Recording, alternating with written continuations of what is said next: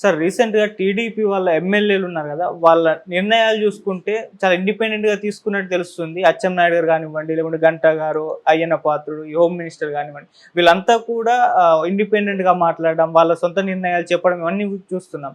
అంటే చంద్రబాబు నాయుడు గారి కమాండ్ ఇందులో లేదా? ఆయన ప్రమేయం ఏం లేకుండానే వీళ్ళు సొంతంగా ఎందుకు నిర్ణయాలు తీసుకుంటున్నారని చెప్పి చాలా క్వెషన్స్ రైజ్ అవుతున్నాయి.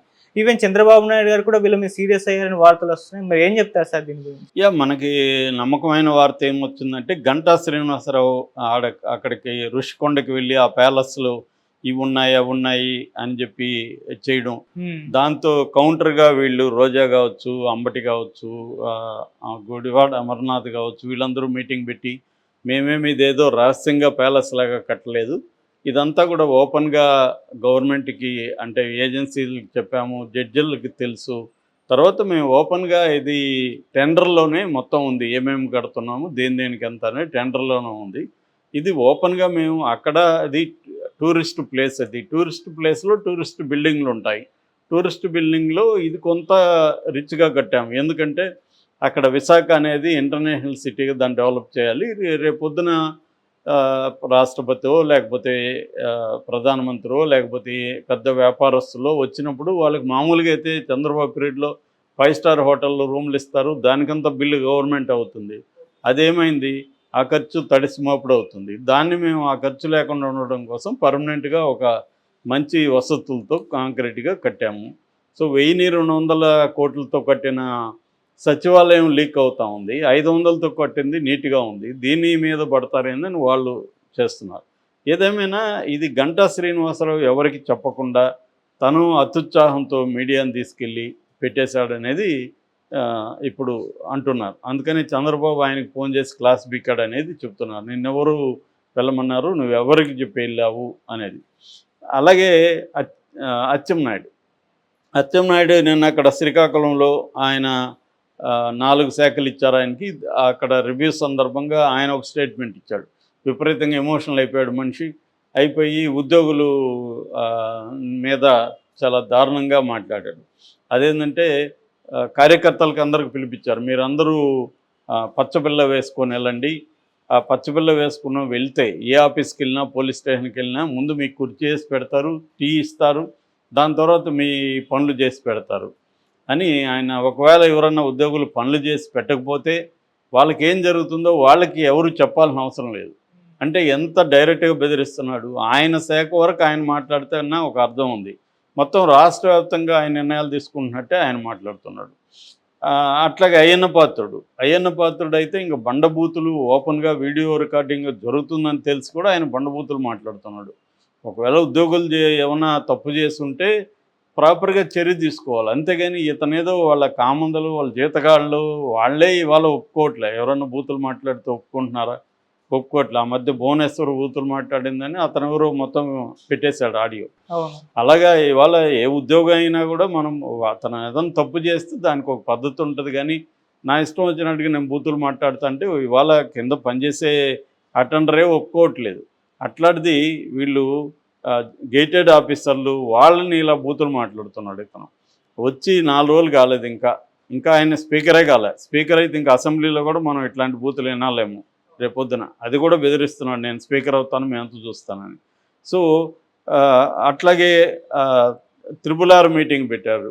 ఆయన రోజు ఇంతకుముందు ఆయనకు అలవాటైపోయింది. ఇప్పుడు కూడా ఆయన అదే పెట్టి ప్రెస్ మీట్లు పెట్టి ఆయన మా రాజులకు ఎందుకు ఇరని ఆయన నిలదీస్తున్నాడు. ఆయన అనేక విషయాల మీద ఆయన అభిప్రాయాలు చెప్తున్నాడు.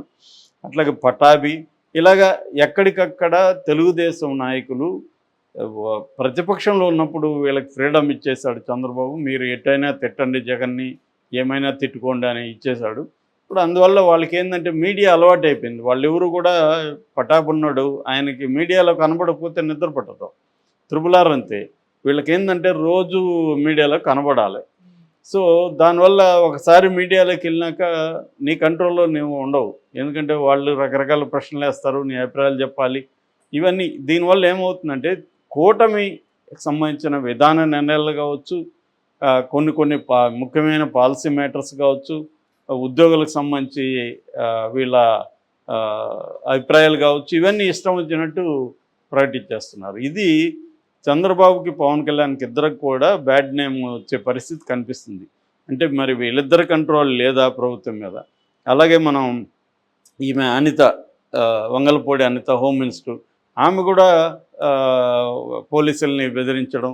మీకు ఎవరైనా జగన్ మీ మనసులో ఉంటే, వ్యక్తిగతంగా జగన్ని ప్రేమిస్తే తప్పేముంది, లేదా చంద్రబాబుని ప్రేమిస్తే తప్పేముంది? ఉద్యోగ ధర్మంలో నువ్వేమన్నా ఒక పార్టీ వైపునుంటే ఆమె అనాలి తప్ప జగన్ని ప్రేమించొద్దని చెప్పే హక్కు ఆమెకి ఏముంటుంది?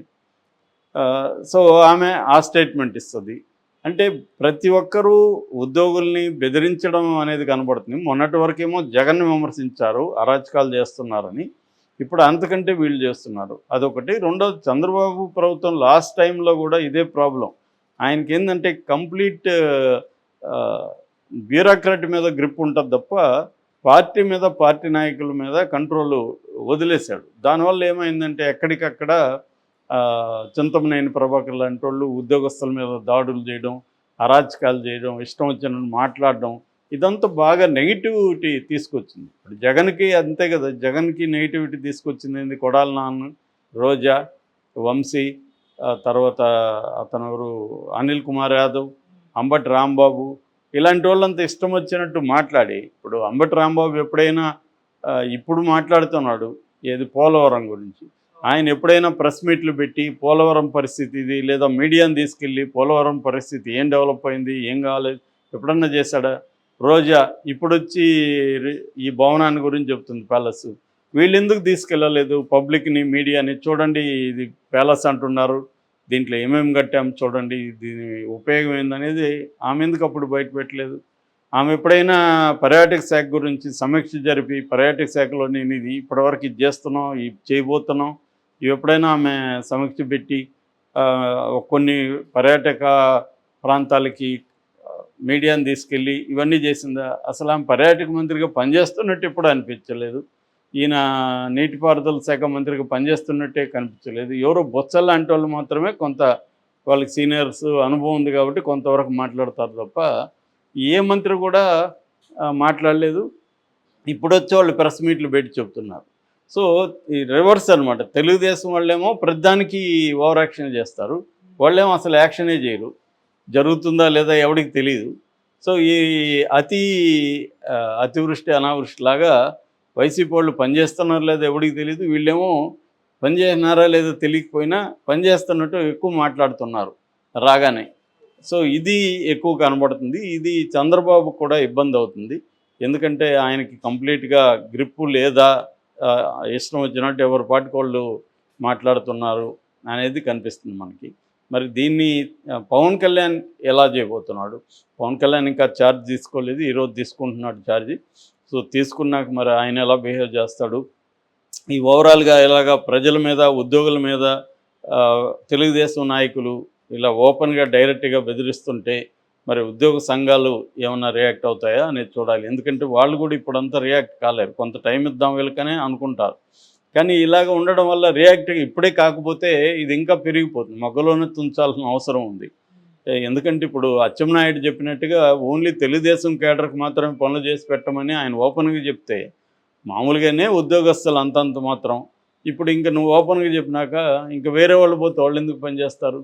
సో క్లియర్గా ఏమైపోతుందంటే పాత మెథడే వస్తుంది. వైసీపీ వాళ్ళు ఉంటే వాళ్ళకి డెవలప్మెంట్ ఆపేయడం, అన్నీ ఓపెన్గా చంద్రబాబు గతంలో కూడా ఇదే పని చేశాడు, ఇప్పుడు కూడా అదే జరుగుతుంది. దానివల్ల మళ్ళీ తీవ్ర తిరుగుతూ వస్తుంది, జగన్కి సింపతి పెరుగుతుంది, జగన్ మళ్ళీ పాదయాత్రకు వెళ్తాడు, ఎక్కడెక్కడ ఎవరెవరు హర్ట్ అయ్యారు మళ్ళీ జరుగుతుంది, మళ్ళీ 5 ఏళ్లతో వీళ్ళని మారుస్తారు. సో ఇది ఒక గొప్ప ఆపర్చునిటీ వచ్చింది. 161 అనేది చంద్రబాబు కెరీర్లోనే ఇప్పుడు రాలేదు. దాన్ని నిలబెట్టుకోవాలంటే ముందు తమ మంత్రులను, తమ ఎమ్మెల్యేలను, వీళ్ళందరినీ చంద్రబాబు కంట్రోల్ చేయాల్సిన అవసరం ఉంది. ఎవరు ఎట్లా మాట్లాడాలి, ఏంటి, ఉద్యోగస్తులతో ఎలా డీల్ చేయాలి, ప్రజలతో ఎలా డీల్ చేయాలి, ఈ వ్యవహారాలని నేర్పించాల్సిన అవసరం